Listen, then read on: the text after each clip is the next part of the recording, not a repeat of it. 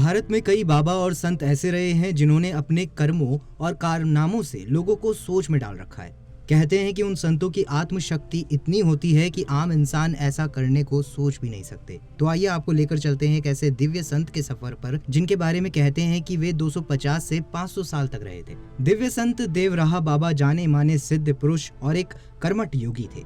उन्होंने अपनी उम्र, तप और सिद्धियों के बारे में कभी कोई दावा नहीं किया। सहज, सरल और सादा जीवन जीने वाले बाबा देवराहा तो बिना पूछे ही सब कुछ जान लेते थे। कहते हैं कि यह उनकी साधना की शक्ति थी। उनसे मिलने आने वालों में देश दुनिया के बड़े बड़े लोगों के नाम शामिल हैं। उत्तर प्रदेश में देवरिया जिले के रहने वाले होने की वजह से उनका नाम देवराहा पड़ा। कुछ मान्यताओं के अनुसार वह दिव्य शक्तियों से संपन्न थे, इसलिए उन्हें भक्तों ने देवराहा बाबा कहना शुरू कर दिया। देवराहा बाबा आयु, योग, ध्यान, आशीर्वाद और वरदान देने की क्षमता के कारण लोग उन्हें सिद्ध संत कहते थे। उनके अनुयायियों का मानना है कि वह 250 से 500 साल तक रहे। 19 जून साल 1990 के दिन देवराहा बाबा ने अपना शरीर छोड़ दिया और उसके बाद उनकी चमत्कारी शक्ति को लेकर तरह तरह की बातें कही और सुनी जाने लगी।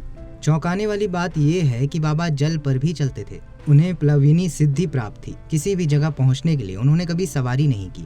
बाबा हर साल माघ मेले के समय प्रयाग आते थे। यमुना किनारे वृंदावन में वह आधा घंटा तक पानी में बिना सांस लिए रह लेते थे।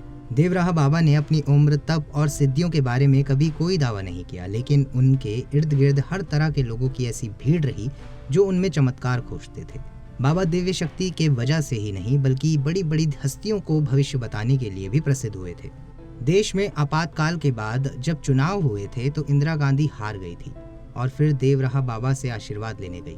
बाबा ने उन्हें हाथ उठाकर पंजे से आशीर्वाद दिया। वहां से लौटने के बाद इंदिरा गांधी ने कांग्रेस का चुनाव चिन्ह हाथ का पंजा ही तय किया। इसी चिन्ह पर 1980 में इंदिरा जी के नेतृत्व में कांग्रेस को प्रचंड बहुमत मिली और वो देश की प्रधानमंत्री बनी। बाबा मचान पर बैठे बैठे ही श्रद्धालुओं को धन्य करते थे। एक और चकित करने वाली बात यह है कि कई लोगों का दावा था कि उनके होठों तक आने से पहले ही बाबा उनके मन की बात जान लेते थे।